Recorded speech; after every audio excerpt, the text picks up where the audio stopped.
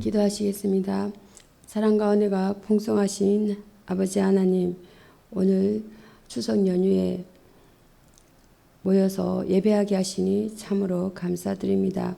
오늘 예배를 통하여 목마른 영혼, 갈급한 영혼이 말씀으로 체험받는 귀한 시간이 되게 하시고 말씀을 통해 천국의 기쁨을 누리게 하여 주시옵소서. 지난 한 주간도 주님 안에서 평강을 누리게 하시니 감사합니다. 세계 각국의 태풍으로 인하여 피해가 없도록 안전하게 지나가게 하시고 교회와 가정과 직장과 사업장을 지켜주셔서 우리를 향한 하나님의 사랑을 경험하게 하여 주시옵소서. 파수꾼이 아침을 기다리는 것보다 내 영혼이 주를 더 기다린다고 고백했던 다윗처럼 우리의 심령도 하나님을 바라보고 소망하오니 오늘 우리에게 한량없는 은혜를 부어 주시옵소서. 우리를 위하여 십자가에 달리신 그리스도의 보혈의 공로를 의지하여 나아가오니 우리의 예배를 기쁨으로 받아 주시옵소서. 성도들을 위하여 기도합니다. 각 가정마다 쓸 것이 부족함이 없게 하시고 때를 따라 도우시는 하나님의 은혜로 말미암아 모든 위기와 고난을 이겨내게 하여 주시옵소서.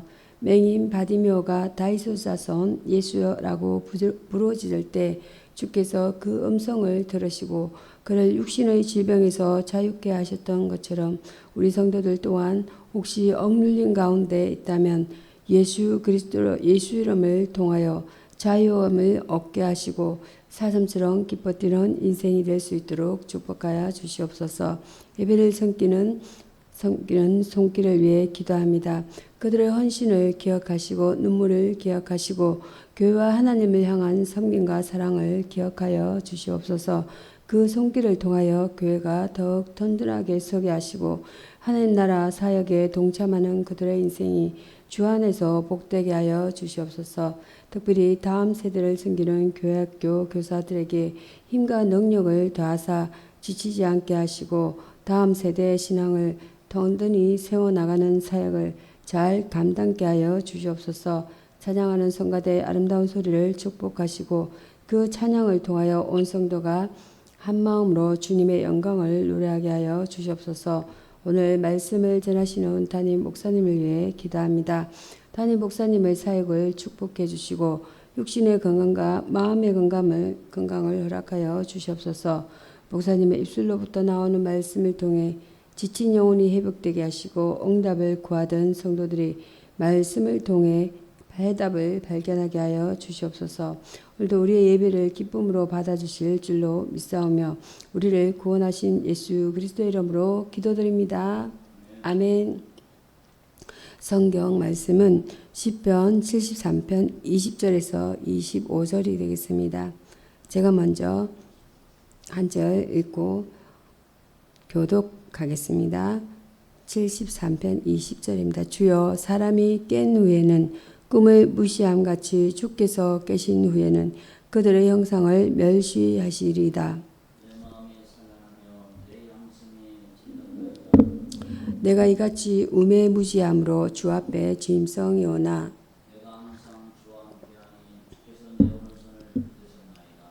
주의 교훈으로 나를 인도하시고 후에는 영광으로 나를 영접하시리니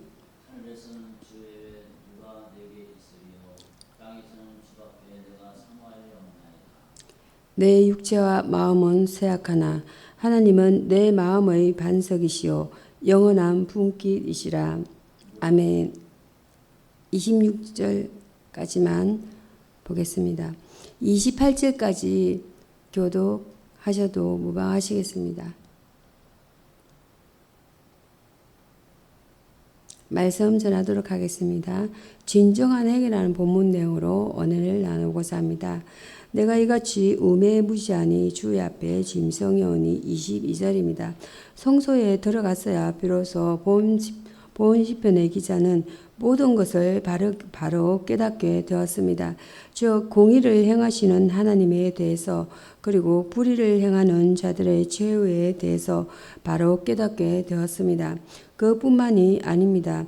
그는 무엇보다도 자신에 대해서 바로 깨달았습니다. 그는 자신이 우매무지한 하나님의 짐승에 지나지 않는 존재라는 것을 발견했던 것입니다. 인간은 이처럼 범죄를 저질렀을 때뿐만 아니라 철저히 전능자이신 하나님 앞에 선 존재라는 사실만 깨달아도 회개케 됩니다. 그러므로 우리는 기도할 때마다 그리고 생활 가운데 하나님의 현존을 느낄 때마다 하나님께 회개치 않을 수 없는 것입니다. 첫 번째로는 진정한 회개입니다. 진정한 회개 중에서 첫 번째, 솔직히 고백해야 합니다.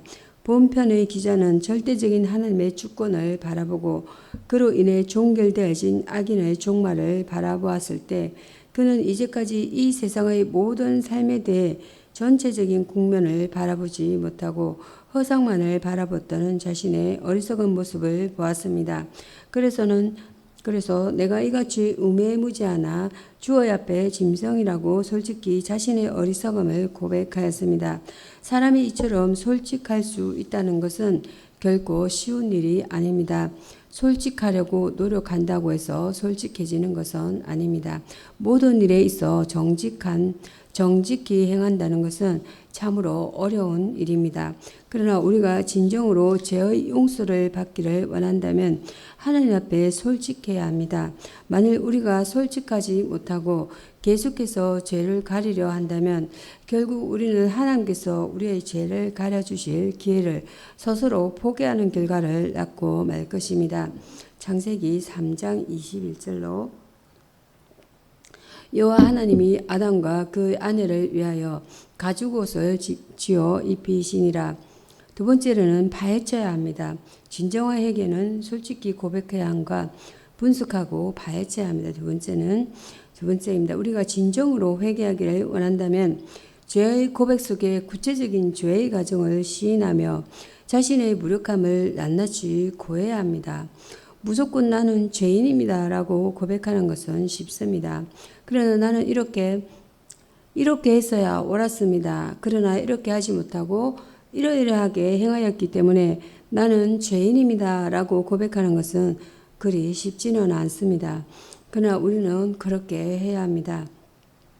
왜냐하면 이런 구체적인 죄의 고백은 죄에 대한 위험성을 강조해주고 따라서 고백자로 하여금 죄를 멀리할 수 있도록 주의를 환기시켜 주기 때문입니다.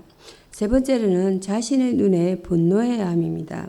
하나님께서는 인간의 죄를 용서는 하셨지만 죄에 대한 근원적인 진노를 거두지는 않으셨습니다. 그래서 인간에게 쏟아부어야 할 그 엄청난 진노와 저주와 형벌을 십자가 위에 예수 그리스도에게 쏟아부으셨습니다. 마태복음 27편 26절에는 이에 바라바는 그들에게 놓아주고 예수는 채찍질하고 십자가에 못 박히게 넘겨주니라. 갈라디아서 3편 13절에 그리스도께서 우리를 위하여 저주를 받은 바 되사 율법의 저주에서 우리를 속량하셨으니 기록된 바 나무에 달린 자마다 저주 아래 있는 자라 하였음이라. 그러므로 우리도 우리의 죄에 대해서 하나님께서 가지시는 분노를 우리도 가져야 합니다. 또한 우리의 죄로 인해 하나님께서 입히시는 상처의 아픔도 함께 느껴야 합니다. 이러한 진노를 갖고 아픔을 느낄 때여야 비로소 우리는 진정한 회개를 할 수 있는 것입니다. 본문에서 시편 기자는 자기를 스스로 짐승이라고 표현하면서 그 진한 아픔을 나타내고 있습니다. 두 번째로 회개한 자에게 하나님께서 내리시는 은혜입니다. 첫 번째는 진정한 회개입니다. 두 번째, 회개한 자에 하나님께서 내리는 은혜는 어떤 은혜입니까? 첫 번째는 용서하심입니다. 하나님께서는 자기의 잘못을 진정으로 회개하는 자를 결코 박대하지 않으십니다. 뿐만 아니라 그가 고백하는 죄의 내용들을 홀이라도 남김없이 모두 용서하여 주십니다.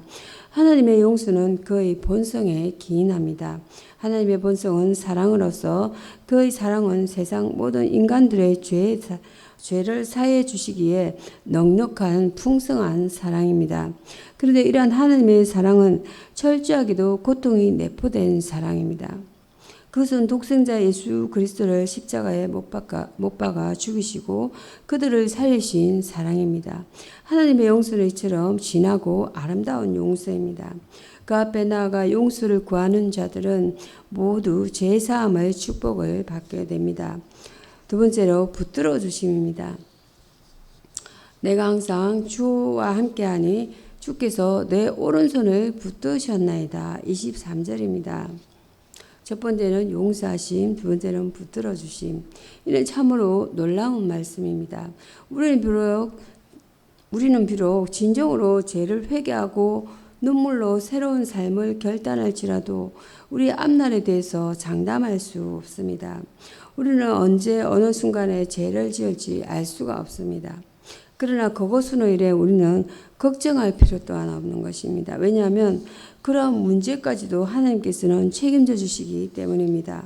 시편 기자는 진실로 회개하는 가운데 이것을 깨달았습니다. 그래서 그는 내가 주의 손을 붙들었다고 하지 않고 주의 손이 나를 붙들었다고 고백하였습니다. 그러므로 성도는 본편의 저자처럼 죄로 인하여 넘어질지라도 영원히 엎드러지지는 않습니다.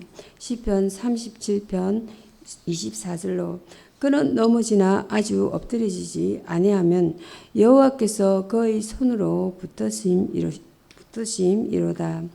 이렇게 말씀합니다. 그것은 하나님께서 항상 우리의 오른손을 붙들어 주시기 때문이라는 것이에요. 하나님의 보호는 완벽하며 그 기간은 또한 영원합니다. 우리는 이러한 하나님의 보호 아래 가는 그의 백성들인 것입니다. 애야 한 가지를 들어보도록 하겠습니다. 시편 73편에 20절에서 25절로 8천국 이상이 복음성가를 잡고 간 환희 크로스비는 앞을 못 보는 장님이었으나 그는 어떤 슬픔도 갖지 않고 있었다는 겁니다.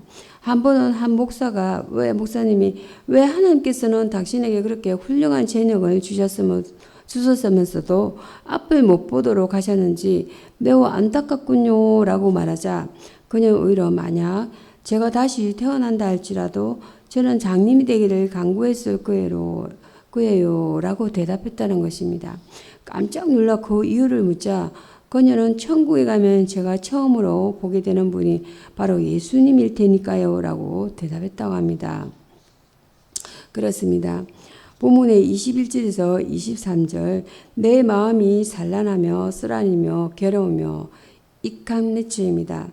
BDB 성경에는 내 심장이 찔렸나이다. 내가 이같이 우매무지하니 주의 손에 주의 앞에 짐승이 오나 내가 항상 주와 함께하니 주께서 내 오른손을 붙드셨나이다. 이렇게 말씀합니다.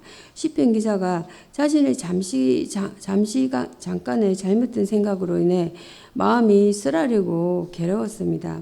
그는 자신의 우매무지함을 깨닫고 자신을 주의 앞에 짐승이라고 고백합니다. 지혜로운 인간이 자신의 세상의 기본적 진리를 알지 못했으니 어둡고 무지한 일이며 짐승과 다를 바가 무엇인가 이렇게 생각을 해본다는 것이에요. 인간의 아름다움은 지혜와 지식이 있는데 이런 기본적 지식이 없었으니 어찌 짐승과 같다고 하지 않을 수 있겠는가라는 것이에요. 그러나 그는 항상 주와 함께하니 주께서 내 손을 붙드셨나이다 라고 고백을 하고 있습니다. 그는 이렇게 무지하였지만 항상 하나님과 함께하는 경건한 자였고 하나님과 함께하는 하나님의 붙으심을 받는다는 것입니다. 24절로 주의 교훈 애차는 조언과 충고 BDB와 킹 제임스 성경 NASB, NIV 여기에는 교훈으로 나를 인도하시고 후에는 영광으로 나를 영접하시리니 이렇게 말씀합니다. 본문은 성도의 현재와 미래에 대해 전가하고 있습니다. 하나님께서는 현재 성도를 그의 교훈으로 인도하신다는 것입니다. 하나님의 교훈과 조언은 우리에게 가장 좋은 교훈과 조언입니다. 그것은 성경에 기록되어 있다는 것이에요. 성경은 캄캄한 밤에 바다를 향해하는 배의 나침반과 지도와 같고 동대와 같다라고 말씀합니다. 시편 119편 105절로 주의 말씀은 내 발에 등이요 내 길에 빛이니이다. 성경은 우리를 구원의 길로 인도합니다. 그것은 우리로 하여금 우리를 하나님을 알게 하고 구주 예수님을 또한 알게 한다는 것이에요. 성경은 또 우리의 의의 길로 인도한다는 것입니다. 의는 하나님의 계명에 일치하는 삶을 가리킵니다. 성경은 우리를 죄에서 구원하여 의의 길로 가도록 교훈하는 책입니다. 디모데후서 3편 15절에서 16절로 또 하나님께서는 후에 영광으로 우리를 영접하실 것입니다. 후회라는 말은 죽은 후를 가리킵니다. 사람의 일생은 죽음으로 내세와 이어집니다. 사람이 한번 죽는 것은 정해진 이치이지만 그 후에는 심판이 있다는 것입니다. 히브리서 9편 27절로 성도가 죽은 후 들어갈 천국은 영광의 세계입니다. 성경은 성도가 죽은 후 천국에 들어갈 것을 밝히 전가합니다. 누가복음 23편 43절로 예수께서 이러시되 내가 진실로 내게 이르노니 오늘 내가 나와 함께 나그네 있으리나 하시니라. 고린도후서 5장 8절로 우리가 담대하여 원하는 바는 차라리 몸을 떠나 주와 함께 거하는 그것이라. 25절 말씀입니다. 하늘에서는 주의 누가 내게 있으리요 땅에서는 주밖에 나의 사모할 자 없나이다. 이게 말씀은 시편 기자는 하늘에서 여호와 하나님 외에 다른 신을 인정하지 않는다는 것이에요. 그것이 유일신 신앙이라는 것입니다. 하나님께서는 우리에게 너는 나 외에 다른 신을 내게 잃지 말지니라 라고 명령하셨습니다. 출애굽기 20편 3절로 시편 기자는 또 땅에서도 하나님 밖에 다른 사모할 자가 없다고 고백하고 있습니다. 성도는 부모, 남편, 아내, 자식 그 누구도 하나님보다 더 사모할 수 없다는 것이에요. 우리는 하나님 안에서 모든 사람을 사랑할 뿐이라는 것입니다. 시편 73편의 교훈을 정리해 보도록 하겠습니다. 첫 번째로 우리는 악인의 평안과 형통을 부러워하거나 불평하지 말아야 합니다. 그들은 단지 하나님이 허락하신 동안 일시적으로 평안과 형통을 누릴 뿐입니다. 이 세상의 삶은 짧습니다. 하나님께서 허락하시는 악인들의 형통의 삶도 짧다는 것이에요. 그러나 하나님께서 반드시 그들을 심판하실 것입니다. 성도 여러분, 그들은 갑자기 멸망을 당할 것입니다. 둘째로 우리는 참 선지자로 살아야 한다는 것입니다. 그것은 하나님과 동행하는 삶이요 하나님의 교훈 속에서 사는 삶이며 이 세상에서 오직 하나님만 사랑하고 사모하는 삶이며 하나님만 의지하고 하나님만 가까이 하는 삶이라는 것입니다. 또한 그것은 우리의 평생에 하나님과 감사하며 찬송하고 하나님과 구주 예수님을 알지 못하는 자들에게 그를 전가하는 삶이라는 것이에요. 세 번째로는 그런 삶이 참으로 복된 삶이다라는 것입니다. 그것은 현세에서 하나님의 보호하심과 도우심과 기도 응답을 받는 것입니다. 받는 삶입니다. 이 세상은 광야 같은 세상이며 우리는 날마다 불확실한 미래를 향해 살고 있지만 하나님께서는 우리의 삶의 보장이 되신다는 것이에요. 또 그것은 내세에서 하나님의 영광의 나라에 넉넉히 들어가는 삶입니다. 하나님께서는 우리의 영원한 분깃이 되십니다. 그는 우리를 위해 영원한 천국을 예비하셨습니다. 하나님의 나라는 이 세상의 그 무엇과 바꿀 수 없는 가장 가치 있고 복된 나라입니다. 말씀을 마치고자 합니다.